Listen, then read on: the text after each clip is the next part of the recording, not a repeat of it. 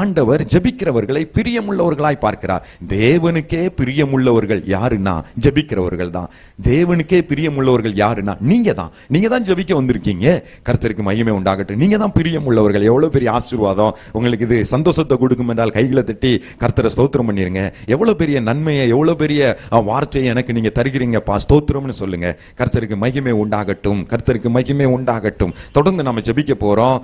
India முழுவதும் சுமார் 10 லட்சத்திற்கும் அதிகமான வாக்குச்சாவடிகள் இருக்கு. 12 லட்சம் 12.5 லட்சம் என்று சொல்லப்படுகிறது.